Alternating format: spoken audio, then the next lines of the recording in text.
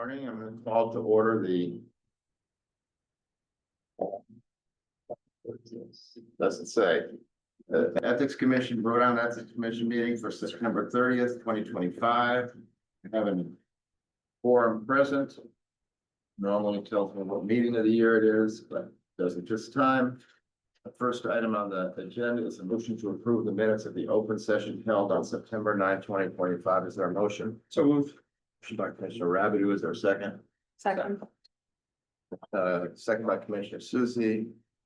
Roll call vote, Commissioner Susie, Aye. Commissioner Browner. Aye. Commissioner Callahan. Aye. Commissioner Centerini. Aye. Commissioner Peterson. Aye. Mr. Rabideau. Aye. Commissioner Ritchie. Aye. The chair votes aye. I want to let everybody know now that we're going to take this agenda somewhat out of order. Was it, Commissioner Peterson has a hard stop at 11. But I would like her to be present for the discussion and vote on the proposed regulatory amendments. But we're going to take the director's report first. We're going to take the advisory opinion of Sonia Frias second because she's present. And then we're going to go to the discussion and vote on the regulatory amendments. So. Okay, Floor is yours. thank you. Good morning. Let's zip through this pretty quickly. Director's report this morning. In complaints and investigations, we continue to have 6 total complaints pending. Don't have a lot of updates in any of the cases, really. Just briefly in the Thorson complaint, we're still looking to schedule an adjudication. We don't have a date yet. And the same goes with Heidi Weston Rogers complaint. We are tentatively looking at an adjudication date of December 16th on that matter. So take a look at your schedules for that. Then just moving down the list, the Jonathan Pascua complaint is still under investigation, and that's for you today in executive session. For a motion, James Durkin under investigation, Jeffrey McCormick under investigation, and then John Hoyle Jr., that is the financial disclosure non-filing complaint. That's going to be before you today for a probable cause hearing. Moving on to advisory opinions. We have 3 on today's agenda, and I think that may be all of our AOs. We don't have any outstanding right now. As of yesterday afternoon, we've resolved one of the outstanding ones. We'll have plenty by the time we meet again. Don't worry. Darn. Yeah. APRA requests, we had just 4 since the last meeting. We completed all of them within 1 business day, as we do.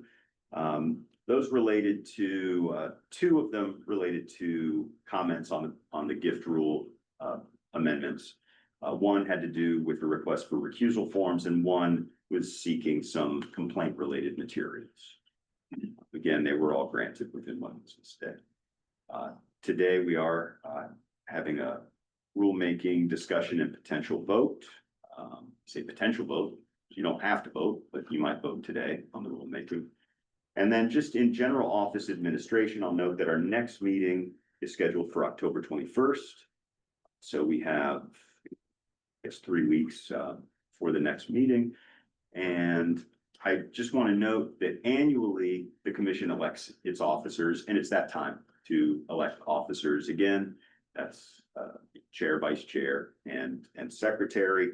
And we're going to schedule that one for the first meeting in November. So that gives everyone some time to, those of you who are serving as officers, to decide whether you want to continue serving and whatever else needs to be considered before that. So that'll be whatever the first meeting in November is. We'll have that on the agenda. That's all I have. Well, thank you.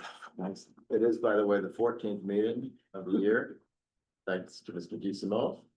And I would now ask to take up the Sonia Frias advisory opinion.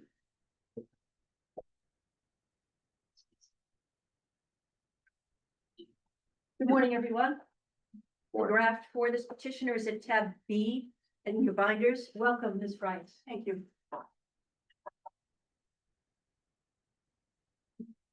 Petitioner works as an environmental scientist for the Rhode Island Department of Health. She seeks an advisory opinion as to whether the Code of Ethics prohibits her from serving in her private capacity as a co-author for a paper to be published in a scientific journal, which incorporates the use of data that the petitioner compiled as part of her public duties and later requested and received in her private capacity through the state's Access to Public Records Act. Ms. Frias has been with RIDO for 15 years, the last 14 of which she has been assigned to the Center for Drinking Water Quality. During the past year, the center conducted a study for PFAS chemicals present in Rhode Island water.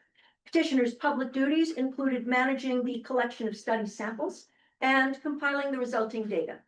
The study was completed in July of this year. Shortly thereafter, a representative from the University of Rhode Island submitted an APRA request to RIDO seeking the sample results from the study. The request was reviewed by RIDO's legal department and the samples were deemed to be public information. The petitioner assisted with the collection of the sample results so that RIDO could respond to URI's APRA request, which it did. Ms. Frias has informed us that RIDO intends to use the data from the study to publish a paper in collaboration with URI.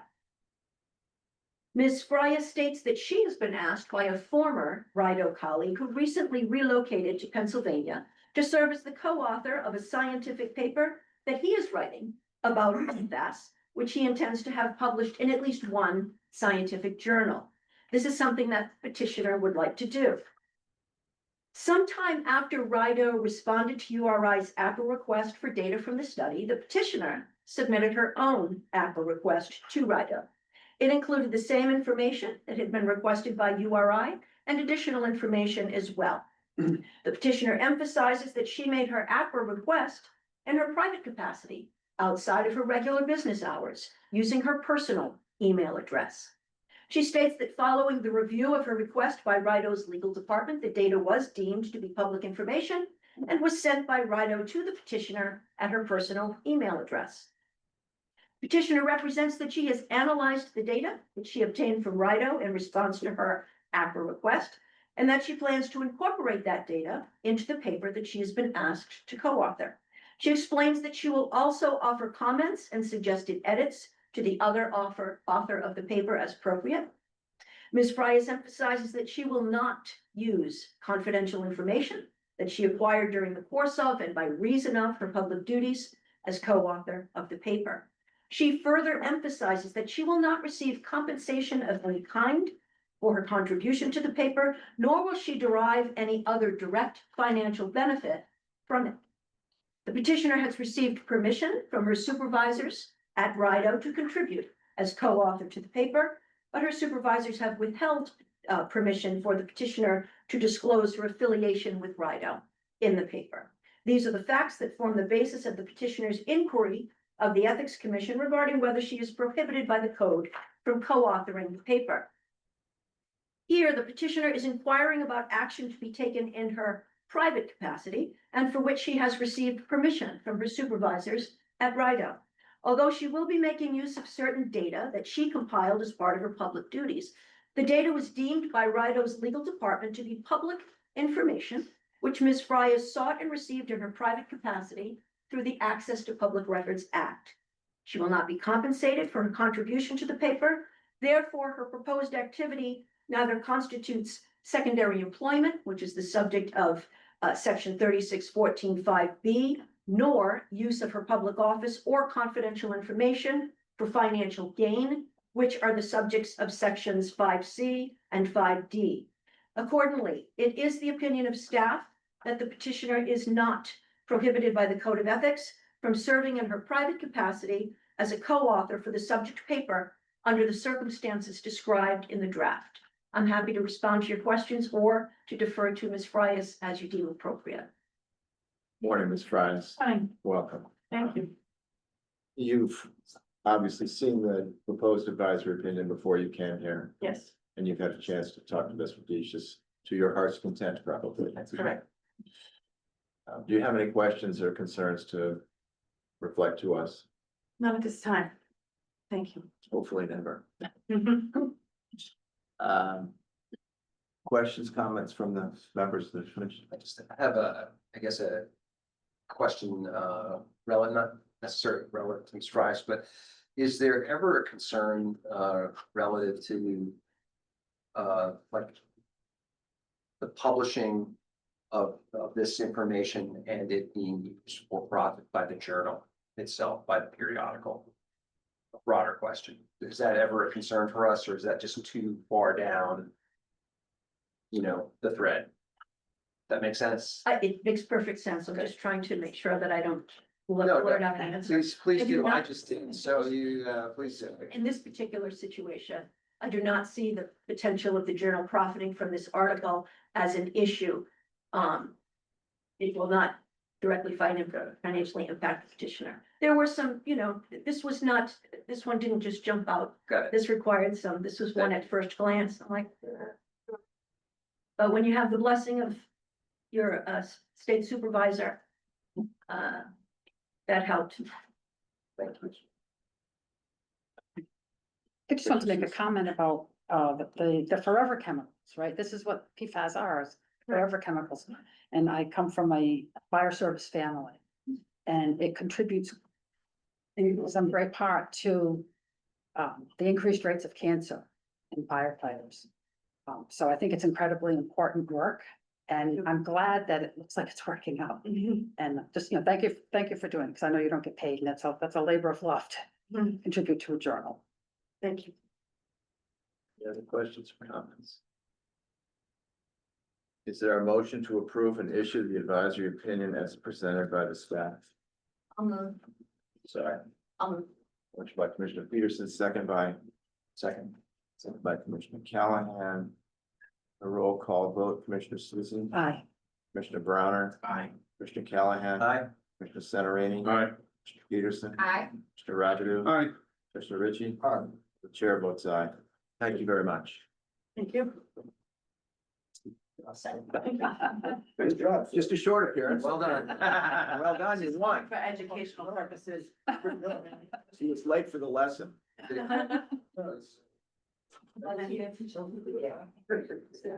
Thank you, everyone. Have that kind of power. All right, we are now going to skip to item, I think that's right, Mr. Second. Right, Mr. Knight. No, I know Mr. Knight's not here. Mr. Squally's not here, is he? No, he's not coming. He had a business meeting. Want to make sure. In that case, we'll move to item 8 on the agenda, which is a discussion and vote on proposed regulatory amendments to the Code of Ethics gift rule.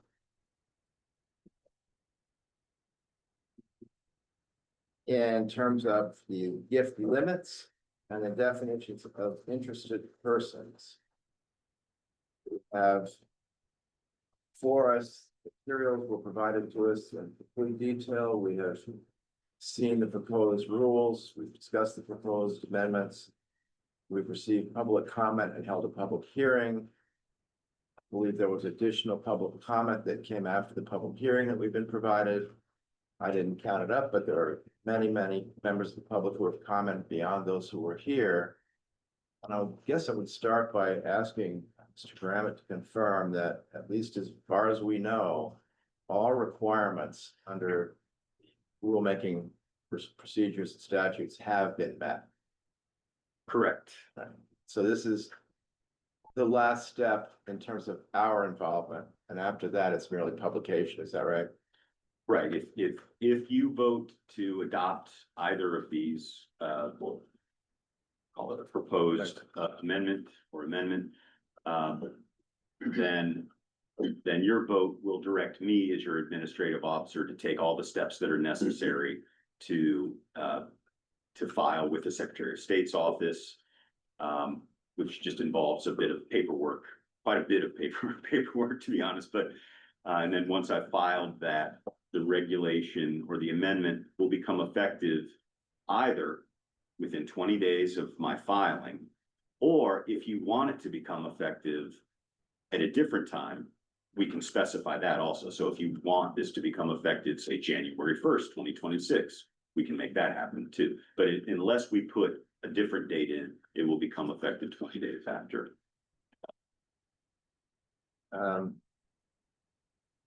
in my vote boxes here, it purports to have us discussing both at the same time. I presume we would all think it easier to start with the gift rule and then go separately to the question of definition. Is that fair? So, but then I would like to open it up without a motion at this point to discussion regarding the proposed amendment to the gift limits, which would change our current amounts of $25 per gift or 75 in the aggregate to $50 per gift and $150 in the aggregate from the same source. I think that is the extent of the proposed amendment on gift limits. So I'll open the discussion to anyone who wishes to speak to it. Well, I don't mind breaking the ice, so I thought in our previous, terms of information gathering, the public comment, I thought there was just tremendous amount of important information, constituency. It does make sense to me, to, update the rules, and I know there was,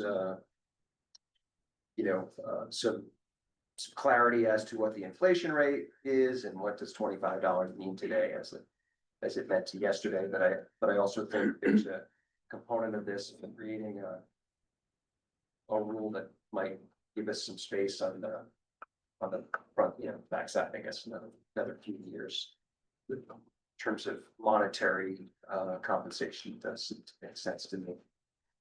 But I did have an opportunity just to share with the group that I do believe, monetary limits aside, it is incumbent on the public official to have great clarity on what they may consider artificial influence in terms of gift giving. And that may be based on the actual retail cost of a gift, or it may be related to, a personal gift that maybe doesn't have the same relative monetary cost, but means something differently. But I just, after kind of going through all the material, don't want to lose sight of the fact that I believe the public official does have a significant role here in what he or she determines the reasoning behind a gift, whatever the cost. Mr. Rabbit. I'm gonna follow up and support that, but for a different reason. One of the things I noted during the public testimony and in reviewing all of the public's responses that we received by email. Many people were concerned primarily with the legislature. And excuse me, the 112 or whatever legislators that we have in this state.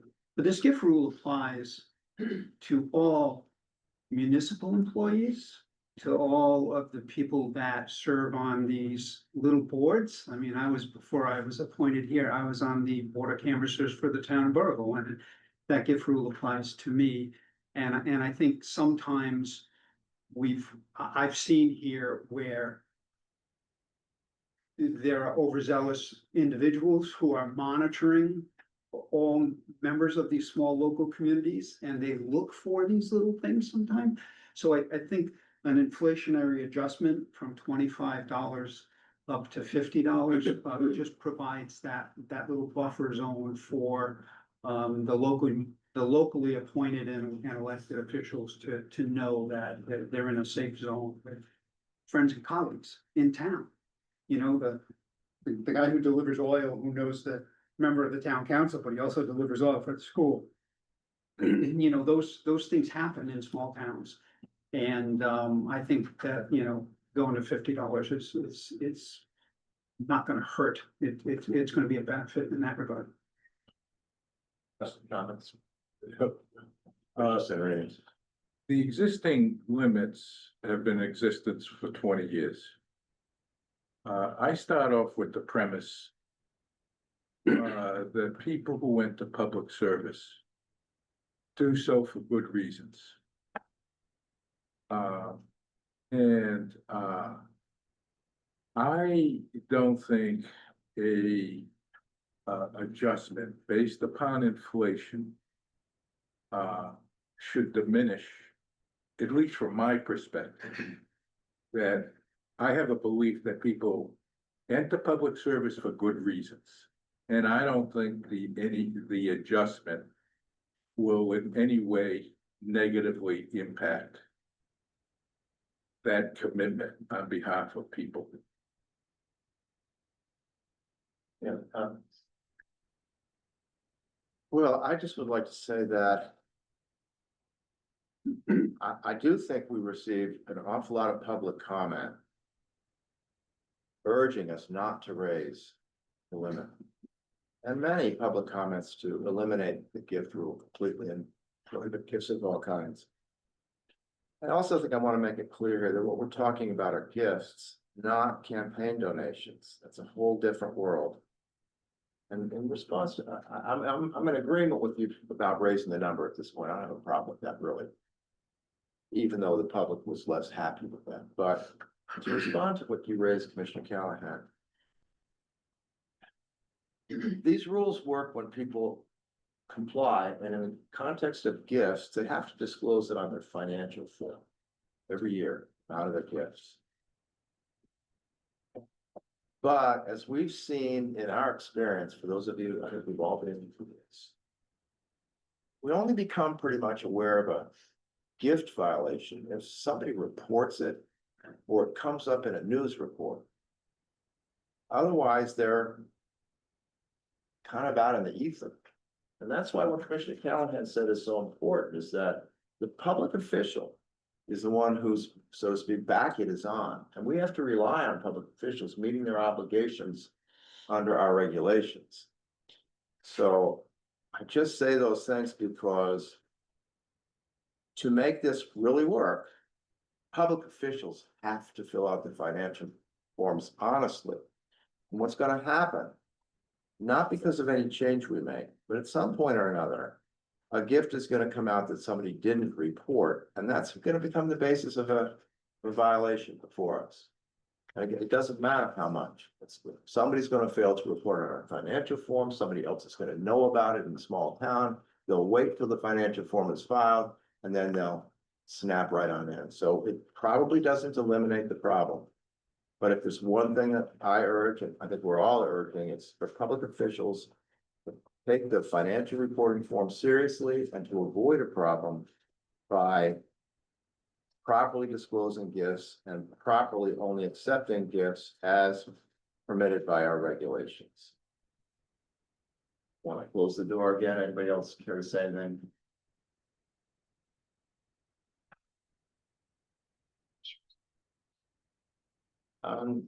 Is there a motion to amend Commission Regulation 1.4.2 parentheses capital B and parentheses gifts as proposed by raising the current limit of fair market value or actual cost per individual gift or other thing of value, $25 to $50 from a single interested person? We're going to take the two parts separately.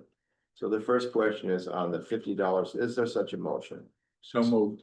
Motion by Commissioner Centarini. Second. Second by Commissioner Rabideau. Any further discussion?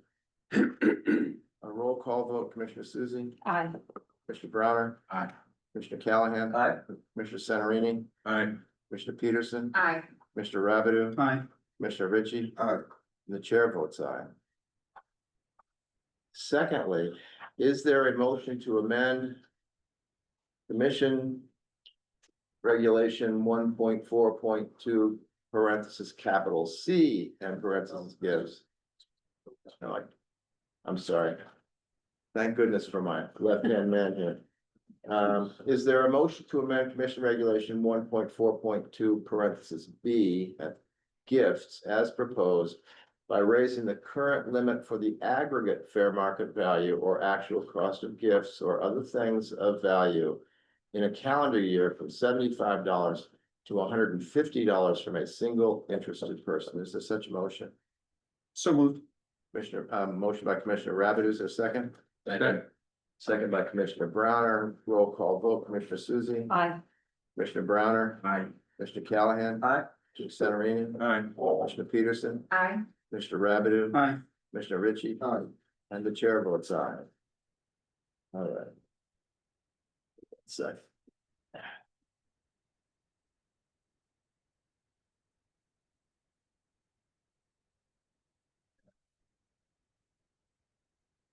The second part of this is to amend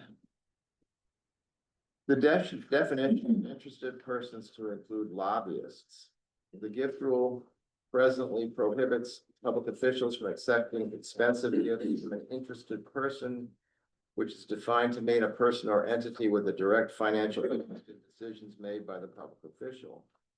While this definition has historically been understood to include gifts from lobbyists to the public officials they lobby, lobbyists for not-for-profit entities may not fit neatly into this definition. This amendment to subsections C and D of 1.4.2 seeks to expressly prohibit expensive gifts from all lobbyists to the public officials they are lobbying. I would open up this matter to any discussion. Commissioner Sarah. I think it's an important inclusion to address the nonprofits, and I would be in favor of the amendment. Any other comments? Questions? Concerns?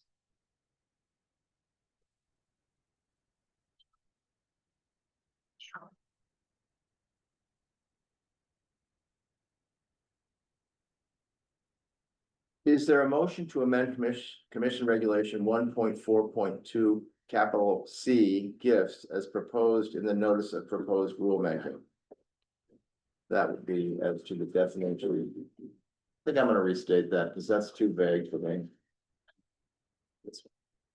Is there a motion to amend commission regulation 1.4.2 C gifts as proposed in 1.4 to C1 to expand the definition of interested person to expressly include businesses or other entities, whether for profit or not for profit, or representatives of such entities that have a direct financial interest in a decision that the person subject to the code of ethics is authorized to make, or to participate in the making of as part of his or her official duties. That seems equally unclear to me, But that's the language of the proposed Exactly. amendment. right. It just tracks the language of the proposed amendment. That tracks the language in proposed amendment C1. C1, business or other entity, whether for profit or not for profit or other entity. So those are the words being added. That's at page 44 of your materials, if it matters to you. Is there a motion to approve that amendment? So moved. All right, there's a motion by Commissioner Callahan, second by Commissioner Centerini. Roll call vote, Commissioner Susie, Aye. Commissioner Browner. Aye. Commissioner Callahan. Aye. Commissioner Centerini. Aye. Commissioner Peterson. Mr. Rabideau. Aye. Commissioner Ritchie. Aye. The chair votes aye. Second part of this.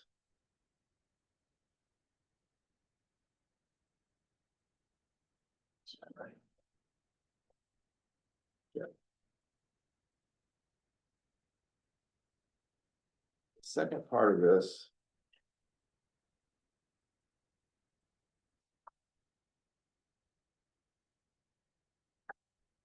Oh, yes. Second part of this is to change the definition of an interested person to expressly include all registered lobbyists and lobbying firms and the persons, businesses, and entities that engage them, whether they be for profit or not for profit. This brings lobbyists under our umbrella, as you know, or under the gift umbrella. Is there any discussion at this point?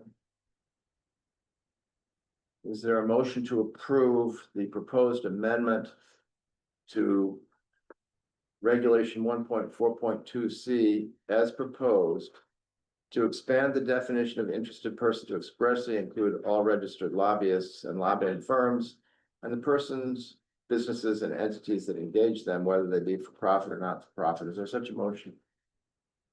So move. Motion by Commissioner Celerini, Second. second by Commissioner Rabideau. A roll call vote, Commissioner Susie, Aye. Commissioner Browner, Commissioner Callahan. Aye. Commissioner Celerini. Aye. Commissioner Peterson, Aye. Commissioner Rabideau, Aye. Commissioner Ritchie. Aye. And the chair votes aye. The last piece of this.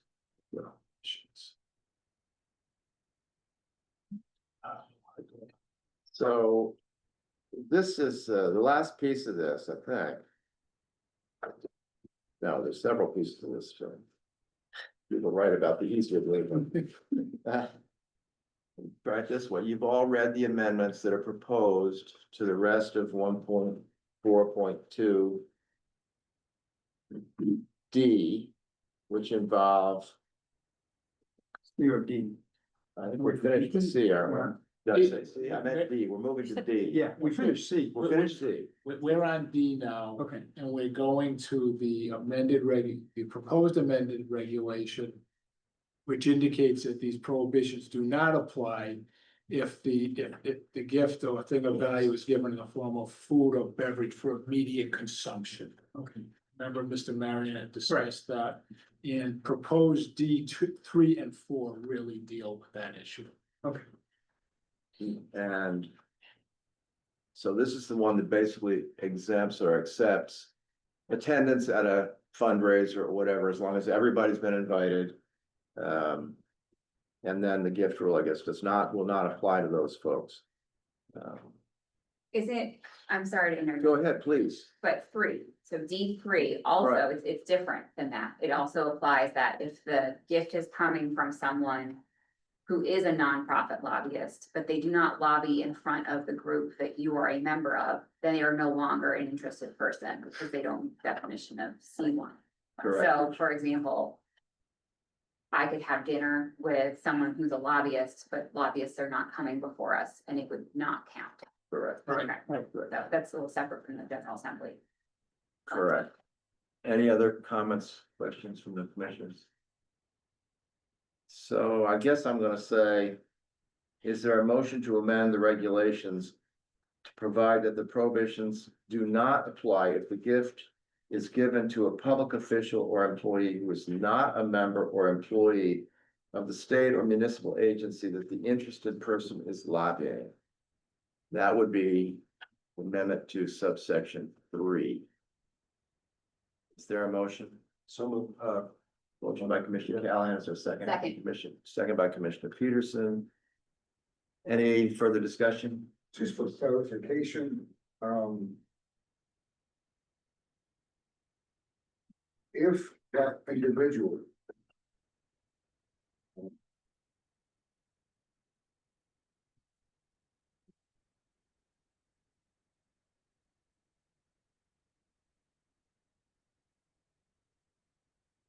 no, I'm not going to address it. Any other discussion? There being none, roll call vote, Commissioner Susie. Aye. Commissioner Browner. Aye. Commissioner Callahan. Aye. Commissioner Celerini. Aye. Commissioner Peterson. Aye. Commissioner Rabideau. Aye.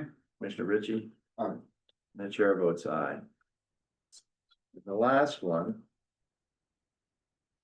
is the exemption or exception for food and beverage for immediate consumption at a reception or fundraiser to which all General Assembly or statewide officers, that's not an and, that's an or, are invited and is hosted not more than once a year by a not-for-profit entity that does not have a financial interest in a decision that the person subject to the Code of Ethics is authorized to make or to participate in the making of as part of his or her official duty. Discussion? And I guess it's that last part that I'm concerned with, because how can the for or not-profit entity not be an interested person? We've just said that all nonprofits are interested persons, so it's been a long time since anybody invited me to No, anything. lobbyists, lobbyists for nonprofits. But, okay, go ahead, Jason. Yeah. Please, As defined in C1, C2 are the right? Not we just changed. C one is someone with a direct financial interest, not necessarily a policy interest. C2 is the nonprofit Yeah. lobbyists. Okay. C1 is the regular, I have a direct financial interest in what I'm talking to you about. Got it. Thank you. further questions, comments? Is there a motion to approve or to amend Commission Regulation 1.4.2 D to expressly provide that the prohibitions do not apply to food and beverage for immediate consumption at a reception or fundraiser to which all General Assembly or statewide officers are invited and is hosted not more than once a year by a not-for-profit entity that does not have a financial interest in a decision that the person subject to the code of ethics is authorized to make, to participate in the making of as part of his or official duty. Is there a motion? So move. Motion by Commissioner Centerini, is there a second? Second. Second by Commissioner Browner. Any further discussion? Roll call vote, Commissioner Susie, Aye. Commissioner Browner. Aye. Mr. Callahan. Aye. Commissioner Centerini. Aye. Mr. Peterson. Aye. Mr. Ravidu. Aye. Mr. Ritchie. Aye. The chair votes aye. Mr. Chairman, I have one other, yes, please, Commissioner Centerini. no. The council has suggested that we also formally adopt the regulatory analysis prepared and submitted by the executive director in support of the rule change. I don't know that it's necessary, but in light of recommendation of council, I'm going to ask if there's a motion to adopt the regulatory analysis that the executive director and staff prepared and submitted to us for consideration. So is that a motion? I would so move, but I would also say I found that information extremely pervasive in my thinking process in evaluating this. And I would like to express my appreciation to the executive director and staff. So you made the motion, yes? Is there a second? Second by Commissioner Browner. Motion on the floor is a motion to adopt the regulatory analysis. Further discussion? What do you mean by adopt? And what are we doing with it? Just, I guess we're affirming it for use by the staff and the executive director when they comply with the requirements of the rulemaking statutes. I'm required to file this Okay. as part of the next step, which Yeah. I could do without you making this motion, but with you making the motion, it really clarifies to me that the commission agrees with the regulatory analysis that I'm going to file. I think it's a good predicate to have in case recognition's challenged. sure. Motion's been made, seconded, I think, by Commissioner Browner. I opened it up to further discussion. I think we've had that, so I'll take a roll call vote. Commissioner Susie, Aye. Commissioner Browner. Aye. Mr. Callahan. Aye. Commissioner Centerini. Aye. Commissioner Peterson. Aye. Mr. Ravidu. Aye. Mr. Ritchie. And the chair votes aye. Before we finish, echoing what Commissioner Centerini has said. Been on the commission for 4 years. Commissioner Strauss, who's not here today, has been on the commission slightly longer than I, but I believe it's the first time he would have gone through rulemaking. It's certainly the first time I've gone through rulemaking. Me too. And I want to comment that from the beginning, starting with Mr. Marion's presence here, continuing through public hearing, executive director and staff's effort to present the materials to us, it has been exemplary. It has been incredibly helpful. The regulatory analysis, as with Commissioner Centerini, was really useful to me. I don't know about anybody else. I'll also say that the reports that we asked throughout this process to be given to us from the staff were responsive and helpful, particularly, I'll say, the attempt to find a national model or number that seem to be out there. So I know I speak for myself, and I'm sure I speak for the rest of the commission, that we cannot thank staff enough, and executive director enough for how this was presented to us. I won't take a motion on that. Did you want to address at this moment, implementation, is that part of? No, well, there's a separate question. I think, with regard to the increase in the limits, I think we should consider making it effective January 1. The others could go within the 20 days. But or making everything effective January 1? Yeah, it's- What, Yes, I'll ask it this way, just because. Is there a motion to make the amendments which we've made today, all of them, effective January 1, 2026? Is there a motion to that effect? Some, Motion by Commissioner Susie, I'll second. second by Commissioner Callahan. Discussion? Yes, I think it should be sooner the better. I'm just suggesting, a harder date that allows for, the sharing of the information, allows for any type of speed bumps that the director may face as he goes down the road, and coincides essentially with the start of the state legislative season, so that's my suggestion. Other comments, questions?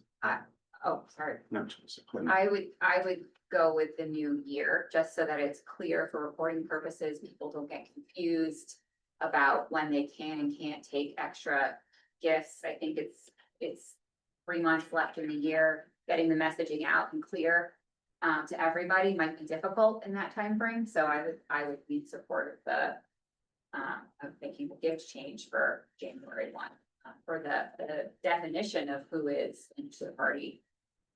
Fine with that being effective as soon as practical. I think that's my main concern, part of who is the interested party. Not so much the part of the gift itself. So that's my concern. The sooner the better on that.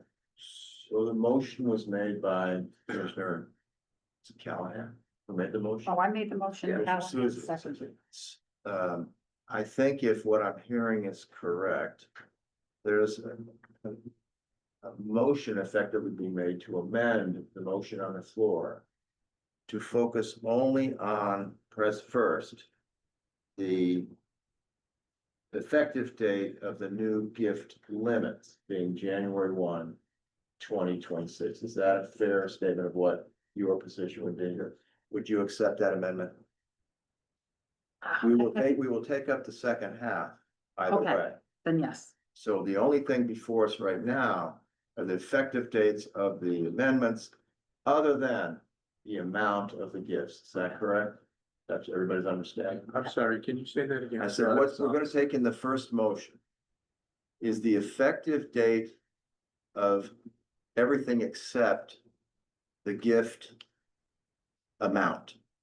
So if they become effective, I think that without a date, they become effective Within 20 days. upon, yeah, And then there'll be a vote on an effective date of the Gift amended amount. amounts. different correct. amounts, yeah. So what's before you first is a motion. I think Commissioner Susie's accepted the amendment, so the first motion is a motion to make the new regulations. I think, Maybe I the think, simple way is to I keep think, it I think we should withdraw the motions That's fine. maybe and have a new motion. Okay. Maybe Commissioner Ritchie Could, could could, propose a could, motion. could I just ask, does the splitting of the effective date impact in any type of negative way upon the executive director's compliance with the administrative rule process? I'd like that information before I consider voting on any. If we do nothing today, if I understand correctly, they become effective in 20 days, everything, correct? 20 days after I file. Actually, fine.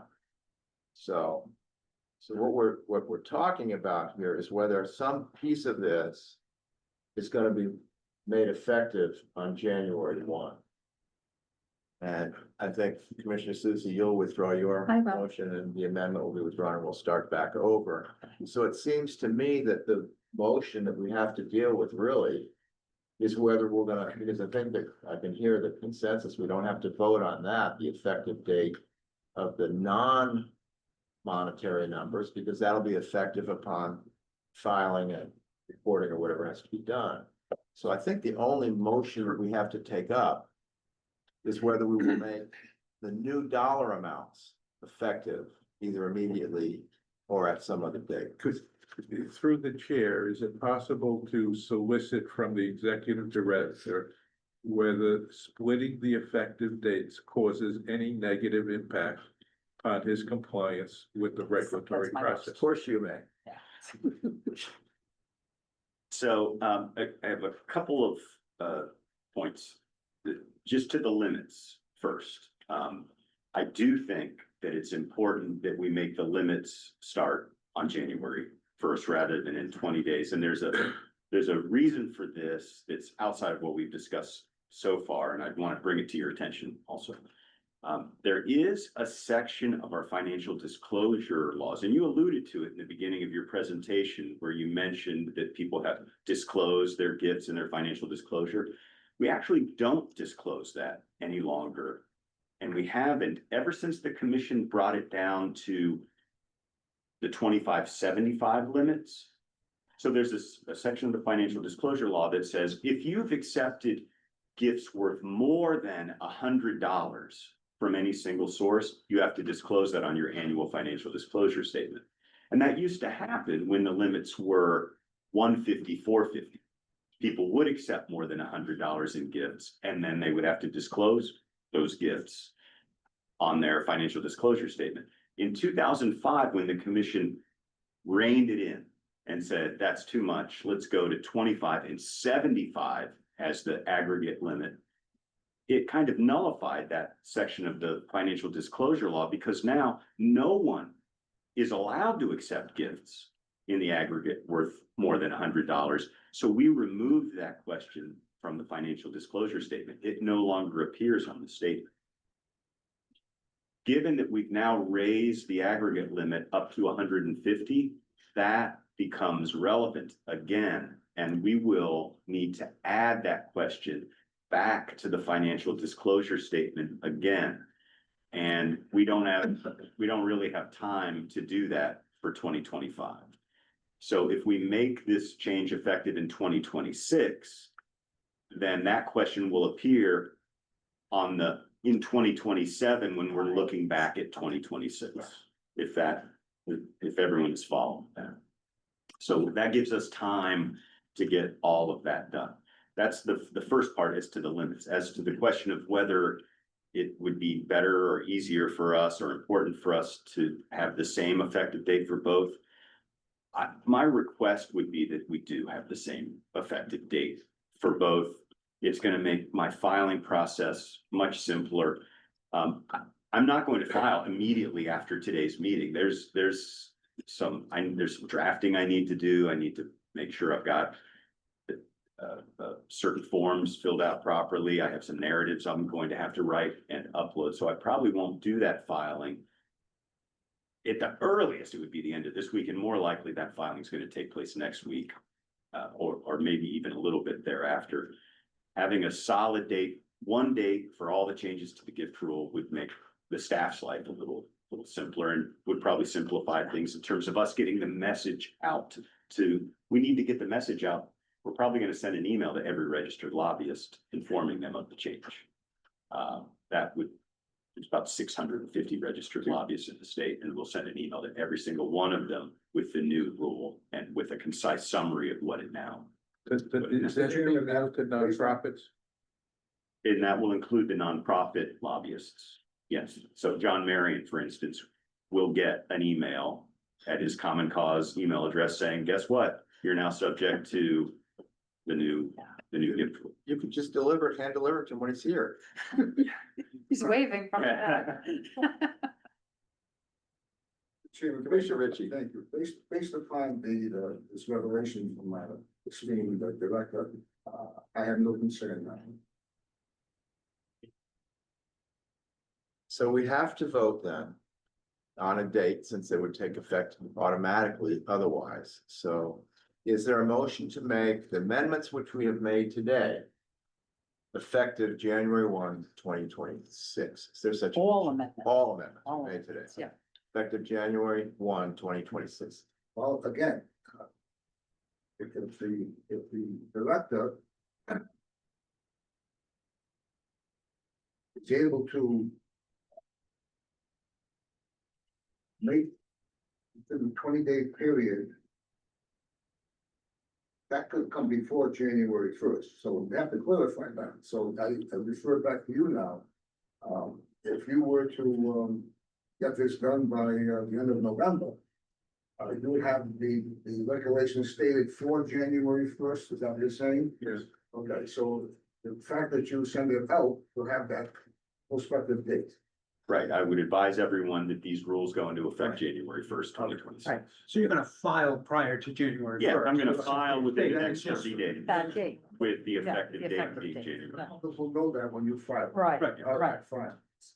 And this is different than what I thought we were gonna have, well, if you make the motion, it's different than what I thought we were doing. I thought we were just making the gift limit So January. until we heard from, Yeah. Executive Director Graham, I think we all probably were willing to separate. I'm not sure we're willing to now based on the needs of staff. And the needs of putting this in I place. totally missed that. I'm sorry. I didn't hear that from him at all.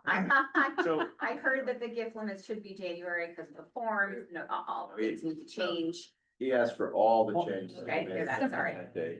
Missed it. I think in a very important thing too is to give the staff time to educate.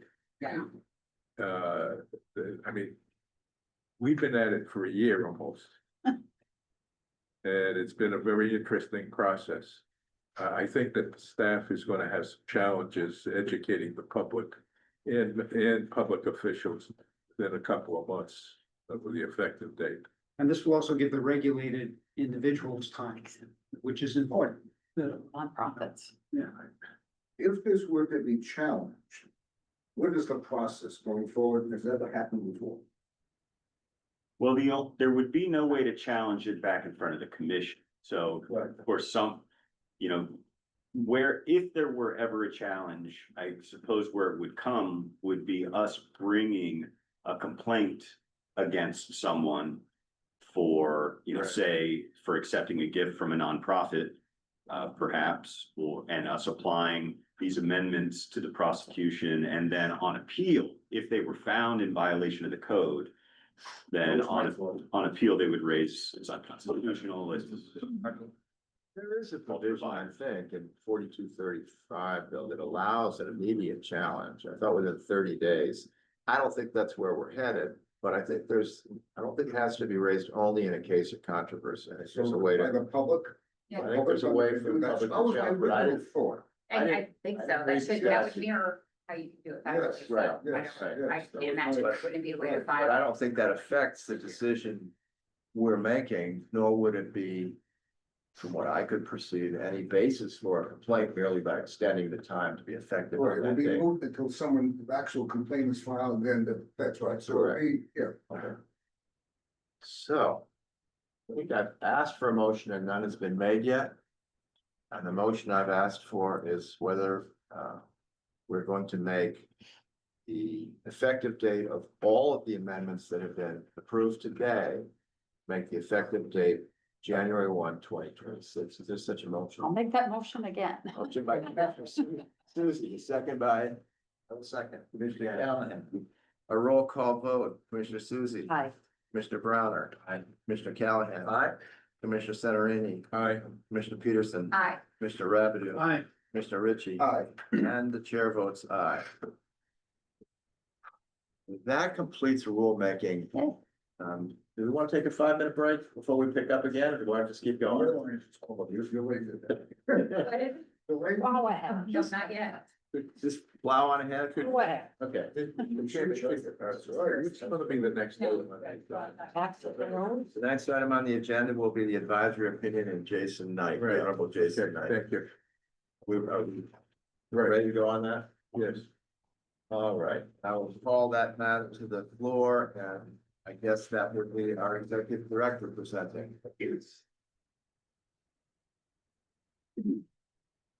Well done. Thank you. Rulemaking is always, something the commission doesn't do a lot. Process. So this is the continuation of the advisory opinion request of State Representative Jason Knight.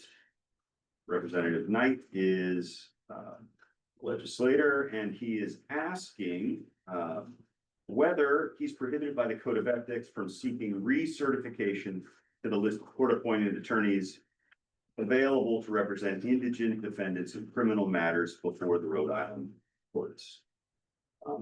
Remember that Rep. Knight is not here today. I spoke with him yesterday. He had a client matter that prevented him from coming in. Although his position was, I think I answered all the commission's questions at the last meeting. I don't have anything else that I wanted to add. He has read the draft opinion. He had no comment on it. If I could paraphrase what I think his opinion is here is that, he's asked for an opinion. The commission will tell them that he can do it or he can't do it, and he appears ready to do whatever the commission tells him. So if he's allowed to do it, he's going to, and if he's not allowed to, he won't. So I think that's where we stand today. So at the last meeting, the commission made it clear that there was a difference of opinion as to what the revolving door regulation would entail when read in conjunction with the revolving door statute. And so the commission continued it for the staff to take a second look at our analysis and to bring something back to the commission. And really, the way I viewed it, and I think correctly, and I believe this, is that after looking through the facts and looking over the analysis from before and going forward, this is one of those situations where reasonable minds could look at the same facts and come to a different legal conclusion. And that happens from time to time. And when it does, what we do as a staff is we bring you what we call kind of internally a long track advisory opinion. Long track advisory opinion is where we offer two options, both of which are supported by the facts. It's just a slightly different analysis under the same set of facts. Leave it. It's not, you're the appointed commissioners of the Ethics Commission, your staff in this advisory opinion context. So in those situations where reasonable minds could differ and you are the decision makers, we're bringing you both of those options for you to decide if one or the other is more correct than the other. At the conclusion, I'll ask you to consider adopting either option one, which would say that the Code of Ethics prohibits Representative Knight from seeking recertification to the court-appointed list, or option two, which says that the Code of Ethics does not prohibit him from seeking recertification to the court-appointed. I will just briefly summarize the analysis and then be happy to answer any questions that you may have. So again, we know that Rep. Knight was on the court-appointed list prior to originally being elected to the House of Representatives. He's been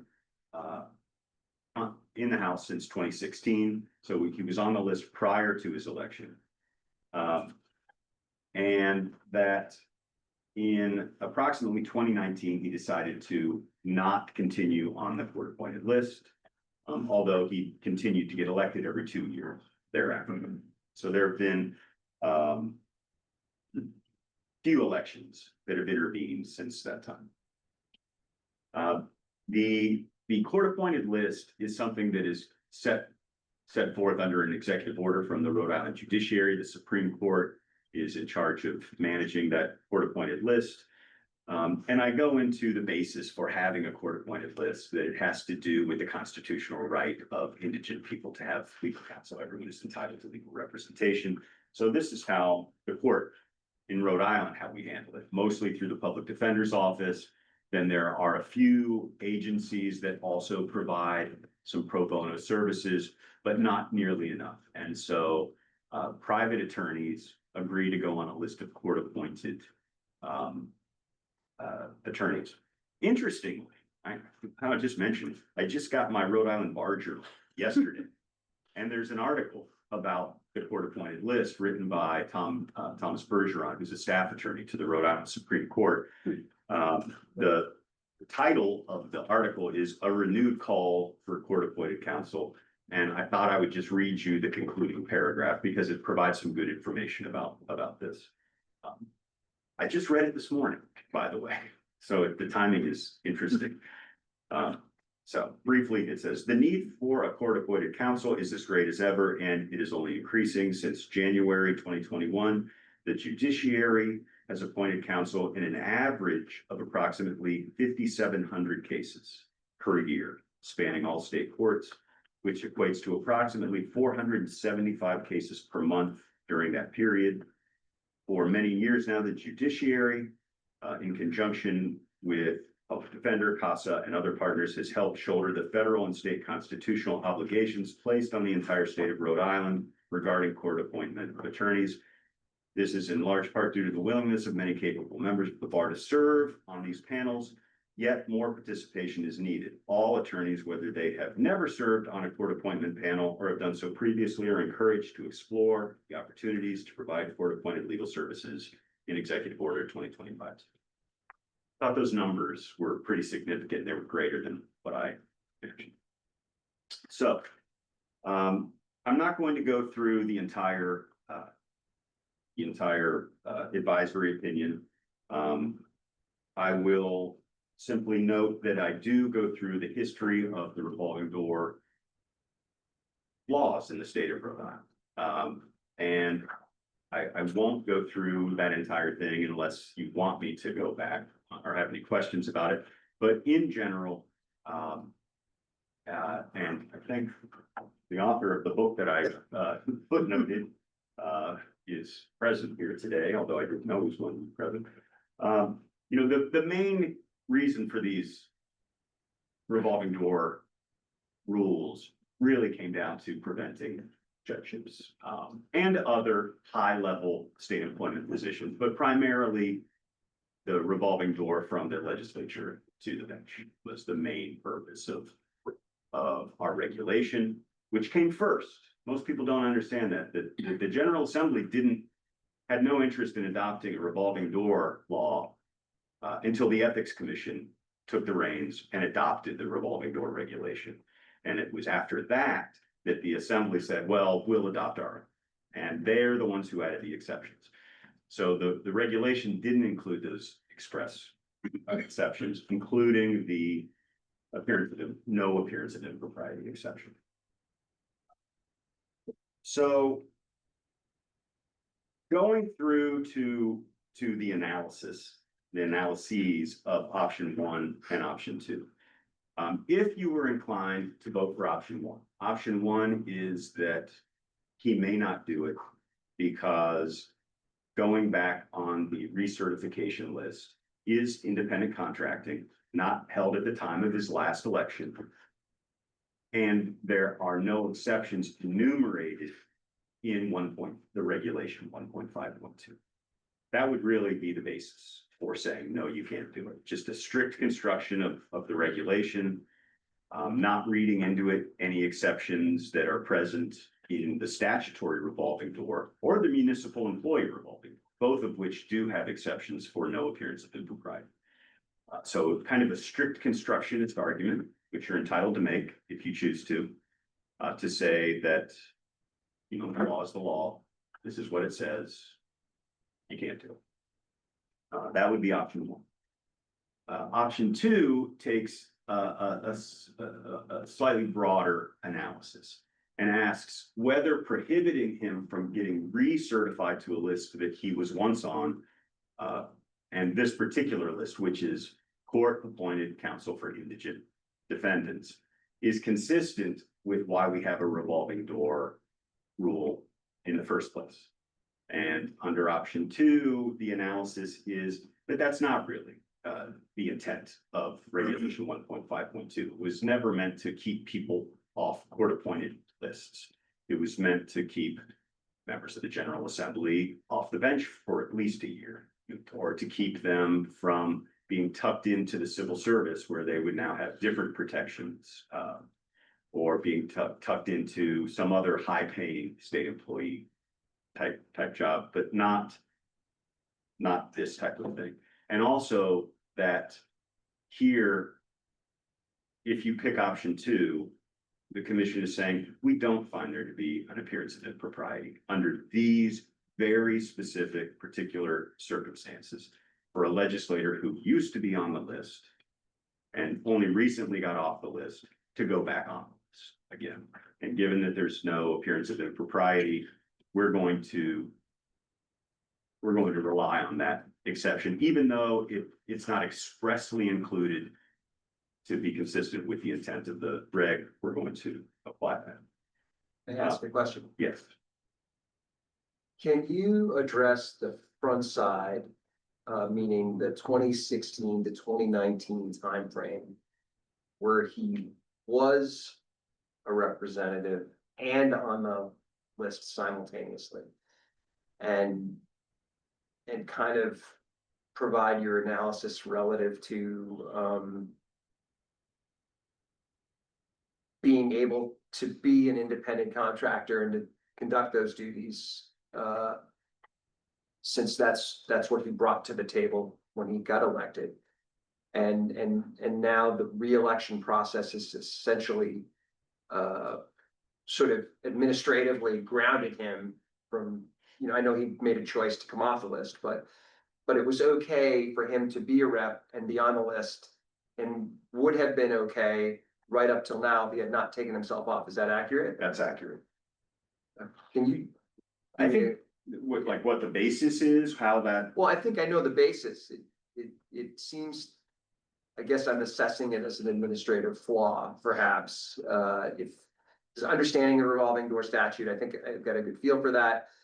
But, and then I think I also see that, from what you've shared with us and what we've read, that it is also pretty clear that there's some application, in terms of option 1 as well, but it's whether, I guess maybe it's for the future, we try to include either in, a rulemaking or perhaps in this opinion that it is important that it was okay at the beginning to make, it's okay, the fact that he was a rep and the fact that he was on the list and the fact that he was able to do both until he chose from a professional perspective to stop doing that. The fact that was okay on the front side makes a lot of sense to me. And which is what I'm trying to, assess. I think I understand Yeah. where you're coming from, and that is specifically noted in the conclusions on page 8 and 9 for option 2. That if you choose option 2, the commission is saying, but we don't find an appearance of impropriety, and this is why, in these particular circumstances, he used to do this. So this, first of all, AOs don't provide precedential value to people other than Rep Knight. So, but even if people were looking to apply this, consistently, or across to other people, you're specifically saying one of the reasons why we don't see a problem here is because he used to do it. So if he hadn't ever been on the list before, maybe that would have changed the analysis somewhat. Would it have changed it enough? We don't know. But it definitely is an important part of your analysis that he did it before. And it was okay. And it was okay. And it was okay. He did it before. He got off. He didn't think it was okay. No. No, he got off. No. His testimony I'm just saying, okay. He testified to that. Well, he said, if I recall correctly, he didn't say specifically that he got off because he didn't think it was okay, but he implied in his mind it was not okay. My recollection is he said he got off because of the low rates. Yes, Right. that's exactly right. That's, I mean, that's- okay. That's Okay, what I'll give- Which is, I understand. This is fine, I can appreciate that, but he still get off, okay? And, revolving doors sometimes come back and kick us, don't they? So in this situation, if we look at number two, on the necessity side, I don't buy that. Necessity should not obviate compliance. And I think that if I'm being a strict constructionist, perhaps I am. I think that, compliance with the tenet of the revolving door law, should be kept. Mr., might I ask a question of the executive director? I see it somewhat different than Commissioner Callahan. The fact that he was on the list is a historical fact. I don't see it as a material controlling fact in our decision-making process. And the reason for that, I find, is on page 9 of the proposed opinion, where it cites the United States Supreme Court decision in Polk v. Dotson, where it basically states that a court-appointed attorney is free of any state control. Now, if in my mind, are we saying that the ethics rules and regulations vitiate this holding of the United States Supreme Court? I mean, if they're free of any state control, then I don't see how even the historical fact that he was on or off makes any difference. And if I were to choose between the United States Supreme Court and the interpretation, going around in the Mayberry bush, I'm going with the Supreme Court. Can I ask a simple question? Yes. A non-attorney question to Yeah. your comment? If he's not eligible to be on that list, this doesn't apply. He has to be eligible, he'll be on the list. He's got to reapply. And where this discussion is whether or not he's eligible to be on the list. So yes, once he's on the list, he's free of state control. But he's got to get on the list, doesn't he? Well, no, Again, he's got to that's- get money. He's got to get paid on behalf of a client. I look at, and again, in my professional life. If you were grandfathered and you gave it up, shame on you, because you're not gonna get grandfathered again. You're not eligible for that grandfather. Of course, everything in my world was land use and not this, but you gave up your right to be grandfathered. You went on and did something else. Now you want to revert back to that right. And any of the administrative hearings I had ever gone to, you weren't eligible to get that right back.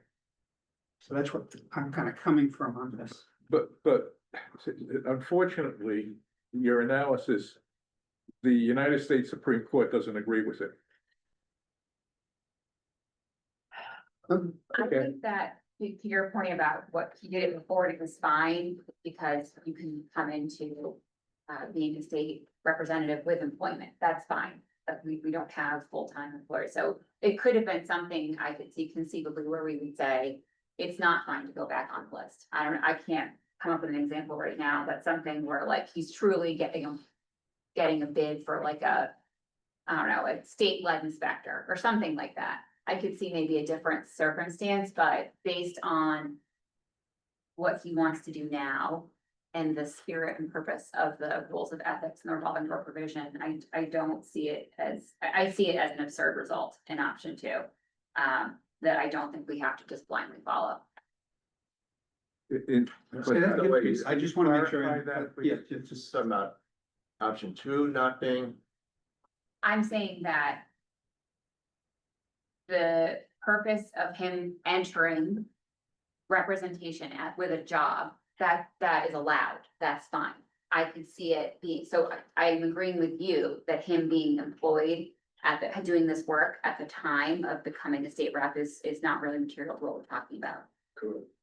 And that the fact that what we should look at now is what is he gonna be doing going forward? I could see a situation in which he could have been doing something else at the time he entered becoming a representative.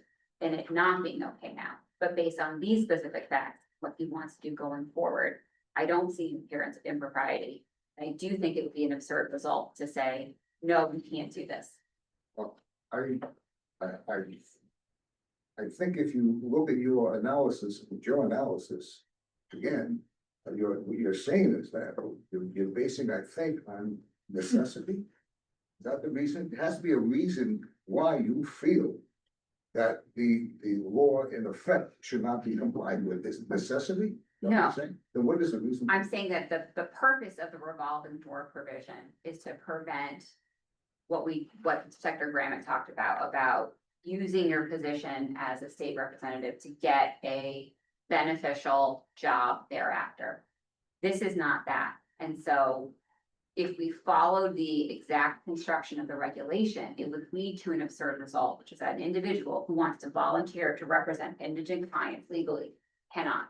I think that the example of the prior advisory opinion where we told the school nurse she couldn't go back and give vaccines to her school on a volunteer basis was also an absurd result. I think sometimes following the exact letter of the regulation can lead to results that aren't intended. The purpose of the rules of ethics and revolving door provision are to prevent people from taking advantage of their position as a state rep to get something beneficial on the way out. That's not what's happening here at all.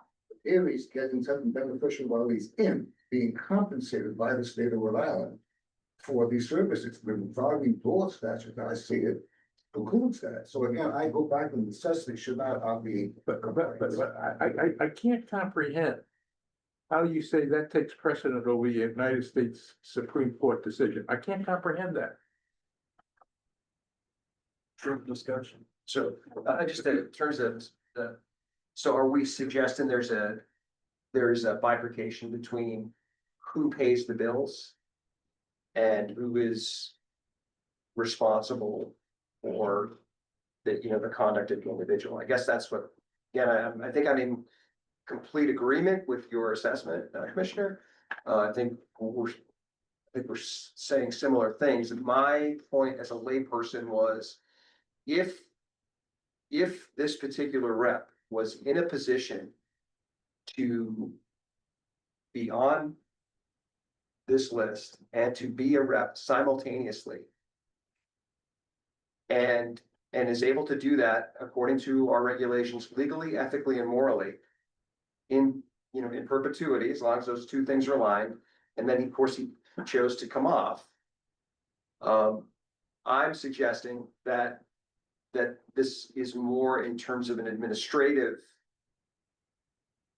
speed bump as opposed to, a significant ethical, moral issue. That's all. I have a hard time seeing the fact that he was on it once makes it okay to come back, because he was not in violation. Well, he was in violation because no one said anything. The law was still there. That's not He true. was not in violation because the reg allows him to hold on to any job he had when he came on. Yeah, but again, when he came on, the fact he's gonna not be compensated by the legal assistance monetary aspect, that changes the whole equation. No, He he was wasn't. Not at all. He was He was compensated. But at the time, there was still never a complaint. It was never- Commissioner, he was on the list before. He was being paid when he did work on the list before. He came off the list because he chose to, and now he's asking to go back on the list and to be compensated. To be compensated when he does the work permitted by that. list. Yes, and that's where the revolving door, when he came back on again and tried to go back on again, that's the revolving door, and that's what we have to live by. But the comment, I believe, is, and this is, I think, what Commissioner Callahan is getting at, was perfectly okay, and would have been perfectly okay for him to be doing it right now if he hadn't simply taken his name off. It was, what were your words, morally, ethically, you had another word in there, for it was okay then. So it's only because he came off and now wants to go back on that we have the problem. That's what the reg covers, by the way. I agree, but the fact that he did come off and come back on, he's now falls within the purview of the statute. That's So, right. and to deconstruct that statute is something I'm not comfortable with. That's your call. Anybody else have a comment? Because I do. Go ahead. No, you go. I go last. I really struggled with this one in reading, going back and forth. Especially as a non-attorney maybe.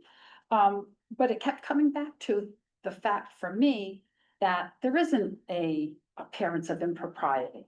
That it's not being looked at, oh, I'm gonna become a judge because I defend, and get paid by the state. I see it as a higher purpose. It's so important in our society that all citizens have this right, and I can't. I have to, hats off to him, let him go back on. He's willing to do work that so many others are not. And people deserve that. They deserve to have representation. So that for me, that's my bottom line. My comment from day one has been that I don't accept that he's either an employee or a true independent contractor of the state of Rhode Island. He's only being paid to perform the service that he's providing. This gets right to your point about support, the service that he's providing as an independent lawyer to the defendant. Not, in fact, if he were to do anything in favor of the state of Rhode Island, he would be violating his ethical requirements as a lawyer. So I was troubled by this opinion that said no the first time.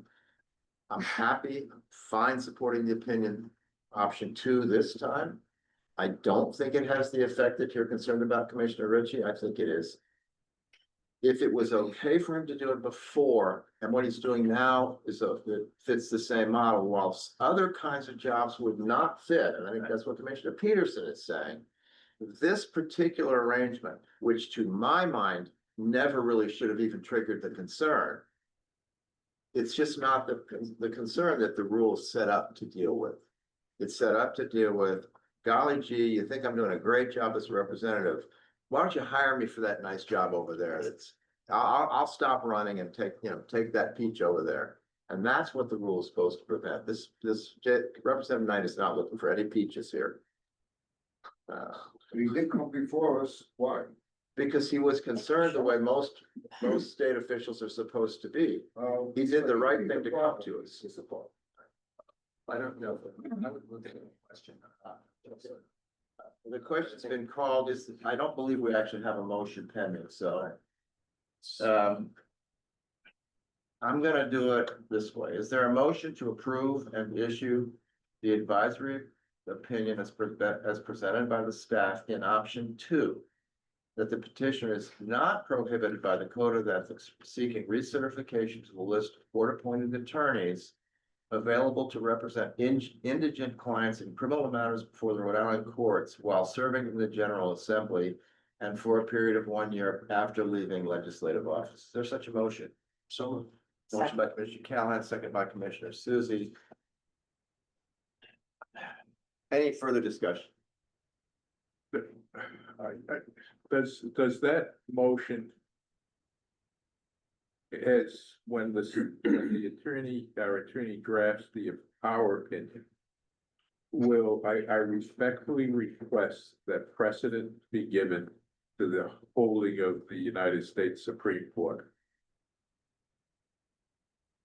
My only comment to that is I'm sure it will be in the opinion, but I'm not sure to what extent it's precedent for what we're doing. Okay. Just to clarify, what will happen is I will, if this motion passes, option 1 on page 1 will be fully deleted.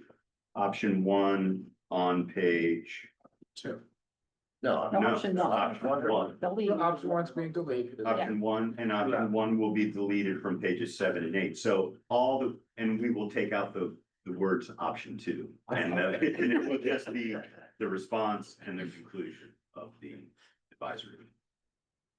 There will be no reference to option 1, or any options.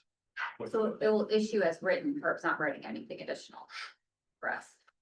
Like this document goes out. simply the option 1 will be excised.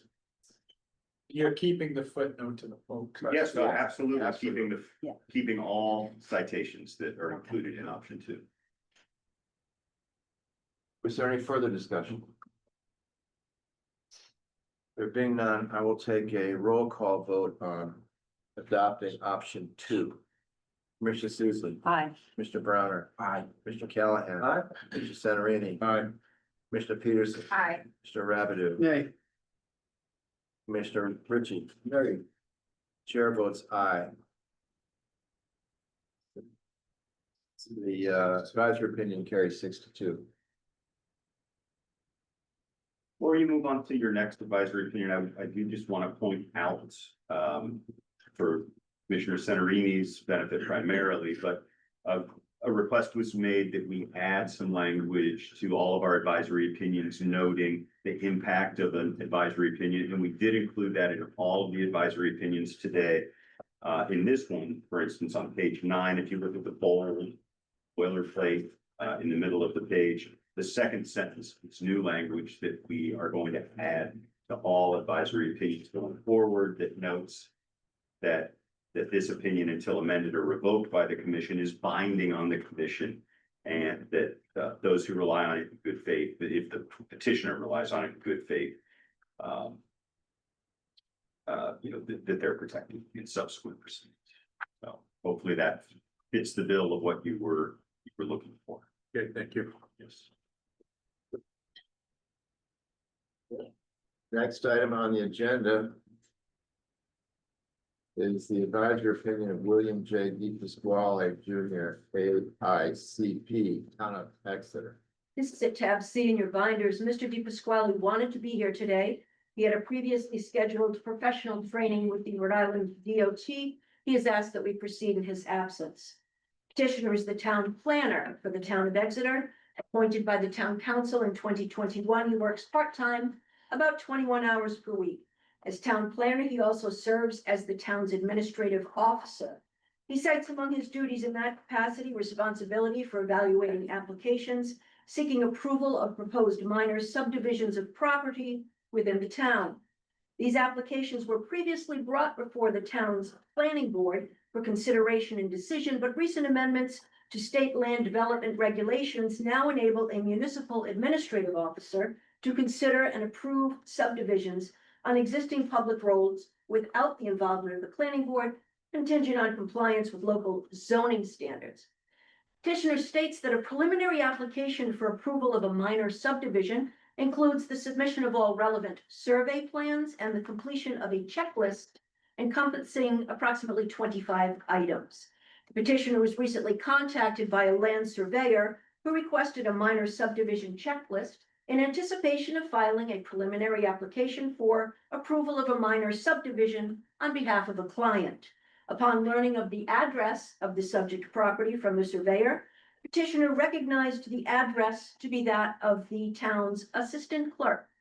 Mr. DePasquale states that the assistant clerk is not a member of his family. He and the assistant clerk do not own or operate a business together. They do not serve together as officers or leaders for any private organization. Petitioner is not privately employed by the assistant clerk, nor is she privately employed by him. Petitioner states that neither he nor any member of his family, business associate, or private employer will be financially impacted by the minor subdivision proposed by or on behalf of the assistant clerk. Mr. DePasquale expressed concern that his involvement with an application filed by a fellow municipal employee could violate the Code of Ethics. Although the application of the assistant clerk has yet to be received by the town, the petitioner expects that filing is imminent. And given the strict deadlines associated with processing these applications, he's seeking guidance from the Ethics Commission now regarding whether he will be prohibited by the Code of Ethics from performing his public duties relative to this particular application. The code prevents a public employee from participating in a matter in his public capacity if it is reasonably foreseeable, more than conceivable, less than certain, that doing so will result in a direct financial impact to him, a member of his family, his business associate, or a business by which he is employed or which he represents. The code also states that a public employee must recuse from participating in a matter in his official capacity when his business associate or a person authorized by his business associate appears or presents evidence or arguments before his municipal agency. The code's definition of family members and business associates can be found toward the bottom of page 2 of the draft. In order to determine whether the code provisions identified in the draft are implicated, the commission must first ascertain whether the petitioner, his family member, his business associate, or any business by which he is employed or which he represents will be financially impacted by the official action that is under consideration. It is a financial impact, if a financial impact upon someone in any of the aforementioned categories is not reasonably foreseeable, then the petitioner is not required to recuse from performing his public duties relative to that particular application. The Ethics Commission has indicated that the Code of Ethics does not consider a public body to be a business, or the relationship between a public official and a public body to be that of business associates. Two previously issued advisory opinions supporting this can be found on page 3 of the draft. Here, the town is not a business by which the petitioner is employed, nor is it the petitioner's business associate. Likewise, the petitioner and the assistant clerk are not business associates. The petitioner states that the assistant clerk is not a member of his family, nor is she his employer or employee. Additionally, the petitioner states that neither he or a family member or a business associate or a private employer will be financially impacted by the minor subdivision proposed by the assistant clerk. Therefore, the provisions of the code cited in the draft are inapplicable. Accordingly, it is the opinion of staff that the petitioner is not prohibited by the Code of Ethics from performing his public duties relative to the minor subdivision application filed by or on behalf of the town's assistant clerk. I would only add at this point that a couple of days before filing his request for this advisory opinion, Mr. DePasquale was one of 40 Exeter town employees who asked for and received ethics training. 1 week earlier, I was out there to present ethics training to 40 elected and appointed officials in Exeter. Mr. DePasquale and I had a chance to discuss this at length. His letter was almost verbatim to what he approached me after the training. And when I left that night, I had pretty much told him what this advisory opinion would say. To his credit, he wanted to be an example to his community and file an advisory opinion, getting this official. He was very concerned with doing the right thing, which is admirable under any circumstance. I'm happy to answer any questions that you might have. Was he asked, in situations where he deemed there to be a conflict, he had to, remove himself from this, position, or whether or not someone else could be put in this place? We talked about that. We talked about how in some towns, assessors have conflicts of interest, and they may be buddy up with a neighboring town saying, I can't touch this one. If you do it, I'll return, favor if you're ever in a jam and have a conflict of interest. He said that that's really not something that's going to happen with this particular situation, because from town to town, everything's different. Someone from another town might be hesitant to involve themselves in something of this nature. He did talk about it possibly going back to the planning board like it used to. But we decided it would be a problem for another day when there's an actual conflict. He was concerned because he and this assistant clerk work in the same building. Any other questions? I'd just like to be clear. I know this is true, but he has no involvement in the appointment of the assistant clerk or deputy clerk. Correct. Correct. Council appoints the deputy clerk. Council probably appoints him, but he has no authority whatsoever over the clerk. That is correct. Is there a motion?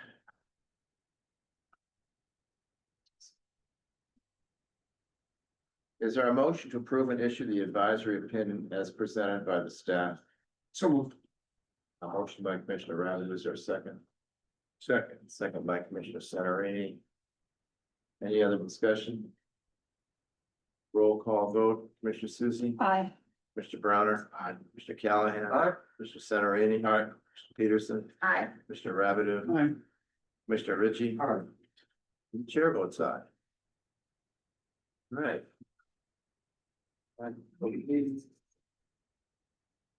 Next item on the agenda. The one I like reading the most, a motion to go into executive session to wit. A motion to approve the minutes of the executive session held on September 9th, 2025 pursuant to RI General Law, section 42-46-5A 2 and 4. Secondly, in Ray John M. Hoyle Jr., complaint number NF 2025-1 pursuant to RI General Law, section 42-46-5A 2 and 4.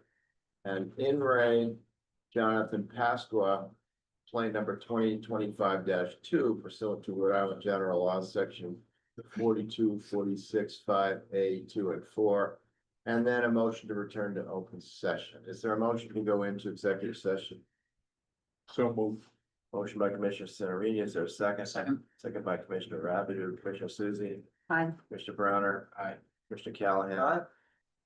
Sorry, Commissioner Celerini, Aye. Mr. Peterson, Aye. Commissioner Rabideau. Aye. Commissioner Ritchie, and the chair votes aye. Thank you.